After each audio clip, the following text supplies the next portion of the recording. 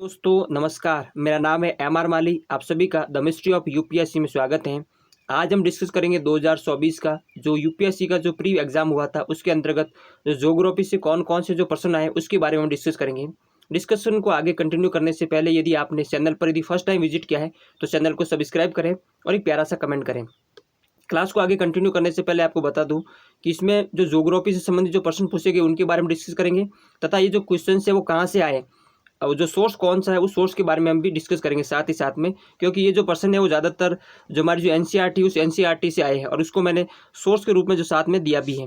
तो हम एक वन बाय वन जो है क्वेश्चन को हम डिस्कस करते हैं। तो पहला जो क्वेश्चन क्या है हमारे सामने, तो पहला है कि जो पार्थिव जो विकिरण की तुलना में जो आगामी सौर जो विकिरण से वायुमंडल अधिक गर्म हो जाता है। तो ये स्टेटमेंट कह रहा है कि जो पार्थिव जो विकिरण है उसकी तुलना में जो सूर्य से आने वाली जो किरण है उससे हमारा जो वायुमंडल जो अधिक गर्म हो जाता है। और इसका दूसरा कथन कह रहा है कि जो वायुमंडल में कार्बन डाइऑक्साइड और अन्य ग्रीन हाउस गैस से दीर्घ तरंग विकिरण के ऐसे अवसर होते हैं। तो इसमें देखें तो जो पहला वाला जो स्टेटमेंट है वो गलत है, पहला वाला जो स्टेटमेंट है वो गलत है और दूसरा वाला जो स्टेटमेंट है वो सही है। अब हम इसका जो है वो विश्लेषण देखते हैं कि इसमें जो क्या इसका जो विश्लेषण है। तो मैंने यहाँ पर जो एनसीईआरटी की जो कटिंग इसमें शामिल की गई है और इसके अंदर हम देखेंगे यहाँ पर, तो यहाँ पर जो क्या कहा गया, यहाँ पर जो क्या कहा गया, यहाँ पर जो है कि जो यहाँ पर इसका जो विश्लेषण देखें तो विश्लेषण के अंतर्गत हम देखते हैं कि जो हमारी जो पृथ्वी है उस पृथ्वी के अंतर्गत यहाँ पर जो कह रहा है कि पृथ्वी द्वारा जो प्राप्त जो प्रवेशी सौर विकिरण जो लघु तरंगों के रूप में आता है और पृथ्वी की सतह को गर्म करता है और पृथ्वी जो स्वयं गर्म होने के बाद एक विकिरण पिंड बन जाता है, विकिरण जो पिंड है वो बन जाता है। तो यहाँ पर देखें तो यहाँ पर कह रहा है कि जो दीर्घ तरंग विकिरण वायुमंडल गैसें और मुख्यतः जो कार्बन डाइऑक्साइड एवं अन्य जो ग्रीन हाउस गैसों द्वारा अवशोषित कर लिया जाता है और इस प्रकार वायुमंडल पार्थिव विकिरण द्वारा अप्रत्यक्ष रूप से गर्म होता है, न कि जो सीधे सूर्य ताप से। तो यहाँ पर जो दिया गया है कि जो न कि जो सीधे सूर्य ताप से। तो यहाँ पर जो पहला वाला जो स्टेटमेंट जो गर्म सही हो गया और उसका जो दूसरा वाला जो स्टेटमेंट उसमें दिया गया कि जो कार्बन डाइऑक्साइड है और जो अन्य जो ग्रीन हाउसों द्वारा जो हमारा जो है वो अवशोषित होता है। तो इसके आधार पर हम देखें तो इसमें जो पहला वाला जो स्टेटमेंट है वो गलत है, क्योंकि यहाँ पर कह रहा है पार्थिव विकिरण की तुलना में जो आगामी जो आने वाला जो विकिरण उससे अधिक गर्म होता है, जबकि जो हमारे हमने विश्लेषण देखा कि ऐसा नहीं है। तो ये वाला जो गलत हो गया और ये वाला जो है वो सही हो गया। फिर उसके बाद दूसरा जो क्वेश्चन है, तो दूसरा क्वेश्चन क्या कह रहा है कि जो भूमध्य रेखा पर जो सौर मंडल की जो मोटाई है वो ध्रुवों की तुलना में जो बहुत अधिक है। यहाँ पर कह रहा है कि जो भूमध्य रेखा है उस भूमध्य रेखा पर जो सौर मंडल की जो मोटाई है वो ध्रुवों की तुलना में अधिक है। तो ये बात तो सही है कि जो भूमध्य रेखा पर मोटाई अधिक है और जो ध्रुव पर जो है वो कम है। फिर कह रहा है भूमध्य रेखा पर जो प्रबल संवहनीय धाराओं द्वारा ऊष्मा को अधिक ऊंचाई तक ले जाया जाता है। तो ये बात भी सही है। तो इसका जो सही कौन सा हो जाएगा, तो यहाँ पर जो कथन 1 और कथन 2 दोनों सही हैं तथा कथन 2 कथन 1 की जो सही व्याख्या करता है। अब इसका जो एक्सप्लेनेशन हम देखते हैं एनसीईआरटी में। तो मैंने एनसीईआरटी की जो कटिंग यहाँ पर शामिल की गई, यहाँ पर जो क्या कह रहा है, यहाँ पर कह रहा है कि जो सौर मंडल वायुमंडल का सबसे नीचे का जो सनिस्तर है और इसकी जो ऊंचाई 17 से 13 किलोमीटर है, यानी जो औसत इसकी जो ऊंचाई है वो कितनी है, 13 किलोमीटर है।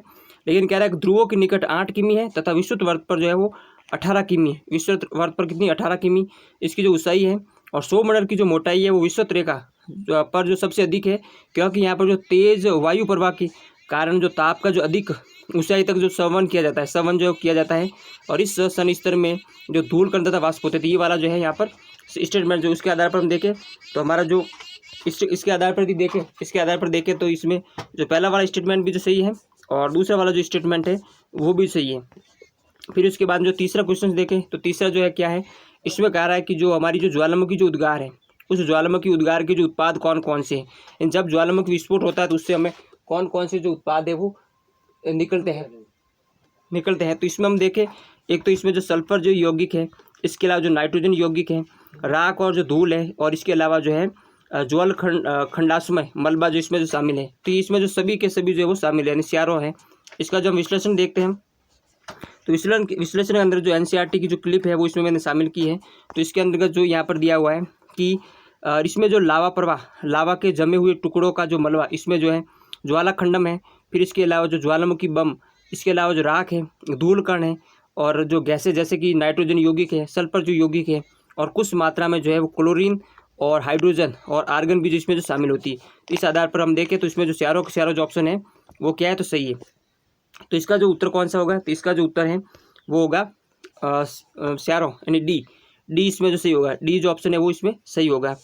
फिर उसके बाद में अगला जो देखें, अगला तो अगला जो कौन सा है, अगला जो यहाँ पर जो कह रहा है कि जो जनवरी माह में समतापी रेखा मानचित्र जो आइसोथर्मल मैप से प्राप्त कौन सा जो निष्कर्ष है वो सही है। तो इसमें देखिए कि जो समताप जो रेखा है वो महासागर के ऊपर उत्तर की ओर और महाद्वीपों के ऊपर जो दक्षिण की ओर जो विचलित हो जाती है। तो ये वाला जो स्टेटमेंट है वो सही है।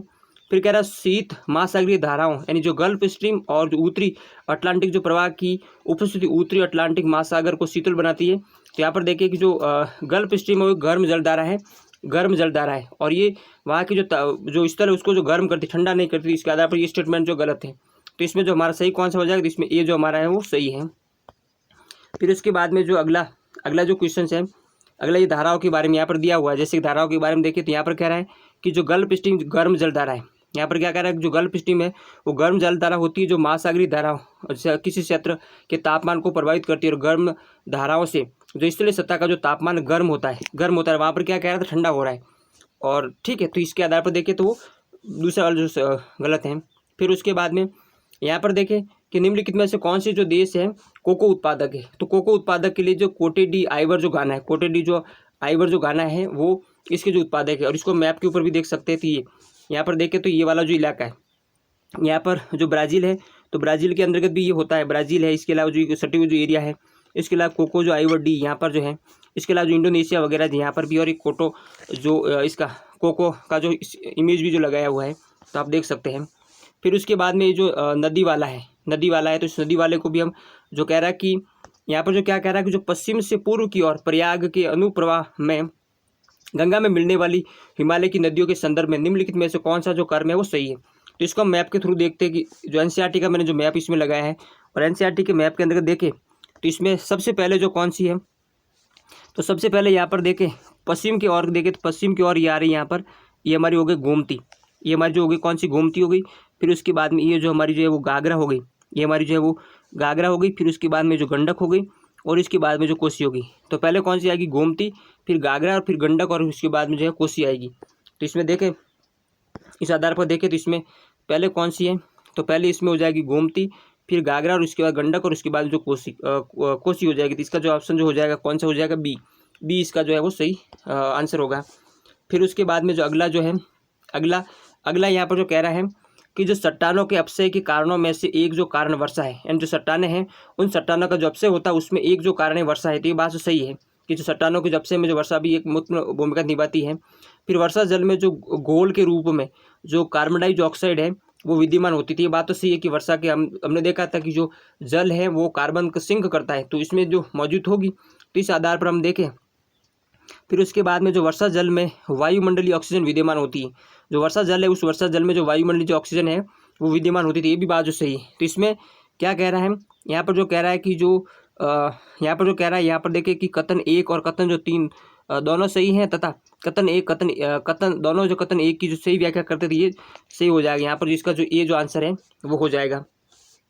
फिर उसके बाद में जो देखें कि जो उत्तरी जो सागर है उस उत्तरी सागर के जो सराउंडिंग जो देश कौन कौन से, इसमें जो एक तो फिनलैंड है, जर्मनी है, नॉर्वे और रूस है। तो इनको मैप के ऊपर देखते हैं कि कहाँ पर जो है इसके हैं। तो मैप पर देखेंगे, तो मैप के ऊपर देखेंगे तो ये हमारा उत्तरी सागर हो गया। इस उत्तरी सागर में देखेंगे तो यहाँ पर यूनाइटेड किंगडम है, फिर उसके बाद में जो है ये फ्रांस है, फिर उसके बाद में बुल्गारिया है, फिर है नीदरलैंड है, डेनमार्क है, फिर स्वीडन है और नॉर्वे। तो यहाँ पर रूस तो है नहीं, यहाँ पर जो रूस तो नहीं है। तो यहाँ पर देखें तो यहाँ पर जो हमारा फिनलैंड हमने देखा, फिनलैंड था उसमें, इसके अलावा जो नॉर्वे उसमें था, रूस उसमें नहीं था, और जर्मनी, तो जर्मनी भी जो उसमें है। जर्मनी देखें तो जर्मनी कहाँ पर, यहाँ पर ये जर्मनी रहा, ये वाला जो जर्मनी का जो पार्ट है, ये वाला जो पार्ट है वो जर्मनी का, ये जर्मनी का हो गया। तो ये जर्मनी भी इसमें जो है शामिल है। तो इसमें जो कौन सा ऑप्शन हो जाएगा, तो यहाँ पर जो है हमारा जो ऑप्शन हो जाएगा 3 जो सही है, यानी मतलब यहाँ पर रूस नहीं है, बाकी जो तीनों है, बाकी जो है वो तीनों है। तो यहाँ पर जो कौन सा हो जाएगा, तो सी इसमें जो सही हो जाएगा। फिर उसके बाद में अगला जो क्वेश्चन है, तो ये जो पर्वतों वाला है कि इसमें जो मध्य एशिया है, फिर यूरोप है, उत्तरी जो अमेरिका है, दक्षिणी जो अमेरिका है। तो हम देखेंगे कि जो दक्षिण अमेरिका के अंदर एंडीज जो है वो कहाँ पर है, तो एंडीज जो दक्षिण अमेरिका में और वलित पर्वत, ये तो सभी को मालूम होगा। तो सियार तो हमारा सही, एक तो सही। फिर उत्तरी अमेरिका, तो उत्तरी अमेरिका के अंदर का जो अपलेशियन, उत्तरी जो अमेरिका उसमें अपलेशियन है और वलित पर्वत है, ये भी जो सही है।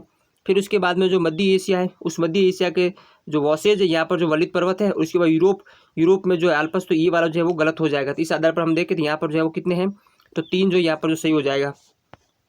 फिर उसके बाद में जो अगला है, तो अगले में इसमें देखेंगे कि जो धुआंधार जो जलप्रपात है वो नर्मदा पर और मालवा में है। फिर उस हुंड्रे जो है वो स्वर्ण नागपुर में और स्वर्ण रेखा पर है, लेकिन यहाँ पर जो तीसरा वाला जो गलत है, तो इसके आधार पर जो यहाँ पर जो है वो 2 जो है वो सही हो जाएगा, 2 जो है वो सही हो जाएगा। फिर उसके बाद में ये देखो कि जो कोरलेस बल के संदर्भ में कह रहा है निम्नलिखित में से कौन सा जो कथन है वो सही है। तो यहाँ पर कह रहा है कि ये जो पवन वेग की वृद्धि के साथ जो बढ़ता है। फिर दूसरा कह रहा है ये ध्रुवों पर सर्वाधिक है और भूमध्य रेखा पर जो विद्यमान नहीं होता, भूमध्य रेखा पर जो विद्यमान नहीं होता। तो इसका जो एक्सप्लेनेशन देखें, एक्सप्लेनेशन के अंदर देखें तो यहाँ पर जो क्या कह रहा है ये कि यहाँ पर क्या कह रहा है, यहाँ पर कह रहा है कि पृथ्वी का अपने अक्ष पर घूर्णन पवनों की दिशा को जो प्रभावित करता है। सन 1844 में फ्रांसीसी वैज्ञानिक ने इसका जो विवरण प्रस्तुत किया और इसी पर इस बल को कोरलेस बल कहा जाता है। और इस प्रभाव से पवनें उत्तरी गोलार्ध में अपनी मूल दिशा से दाहिनी तरफ व दक्षिणी गोलार्ध में अपने बाईं तरफ विक्षेपित हो जाती है। जब पवनों का वेग अधिक होता है, यहाँ पर क्या कह रहा है, पवनों का जो वेग है वो अधिक होता है, तब विक्षेपण भी जो अधिक होता है, और कोरलेस बल अक्षांशों के कोण के साथ जो समानुपाती बढ़ता है, ध्रुवों पर सर्वाधिक और विषुवत रेखा पर जो अनुपस्थित होता है। तो इस आधार पर हम देखें कि दोनों जो स्टेटमेंट हमारे सही है। तो यहाँ पर कह रहा है कि जो हवा की यहाँ पर जो है कह रहा है ये पवन वेग की वृद्धि के साथ बढ़ता है। तो बात सही है, पवन की वेग के साथ जो है वो वायु जो टन तेजी के साथ होती है, तेजी के साथ होती बढ़ता है। दूसरा कि ध्रुवों पर सर्वाधिक है और भूमध्य रेखा पर जो है विद्यमान नहीं है। तो ये बात सही है, तो दूसरा भी जो हमारा सही हो, तो यहाँ पर जो हो जाएगा सी जो हमारा जो है वो सही है।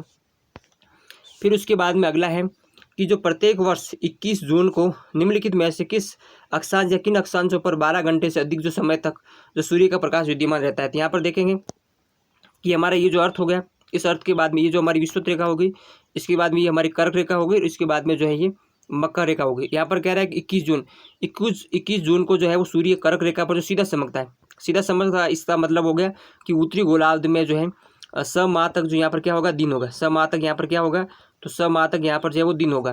तो इस आधार पर देखें कि यहाँ पर कर्क रेखा तो शामिल होगी, कर्क रेखा तो इसमें शामिल होगी, मकर रेखा इसमें जो शामिल नहीं होगी। तो इस आधार पर हम देखें तो हमारा 3 जो यहाँ से कट जाएगा। फिर इसके बाद में उत्तरी ध्रुवीय जो होती है इसमें शामिल हो जाएगा, ये इसमें जो शामिल हो जाएगा, ये वाला जो है इसमें जो शामिल हो जाएगा। तो हमारा जो ऑप्शन कौन सा हो जाएगा, तो डी हमारा जो है वो सही हो जाएगा।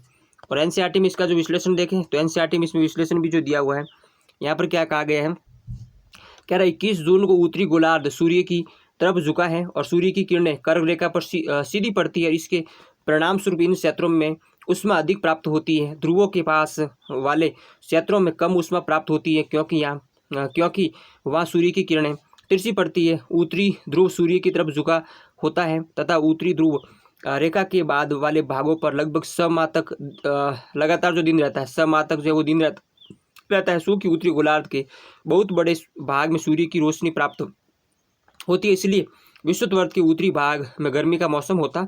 21 जून को इन क्षेत्रों में सबसे जो लंबा दिन तथा सबसे छोटी जो वो रात होती थी। ये जो हमारा इसका एक्सप्लेनेशन हो गया। फिर उसके बाद में अगला जो ये बेसिन वाला थी, इसका जो है वो कौन सा हो जाएगा, तो इसका जो कांगो है यहाँ पर जो है कौन सा कांगो हो जाएगा। यहाँ पर जो कह रहा है कांगो हो जाएगा, क्यों, क्योंकि जो पीटलैंड के बारे में कह रहा है। फिर उसके बाद में अगला है तो वामन तारे के बारे में है और उसके बाद में जो कुल प्रजनन के बारे में। तो इनको जो हम अगली कक्षा में जो डिस्कशन करेंगे। तो यहाँ तक जो वीडियो को देखने के लिए धन्यवाद।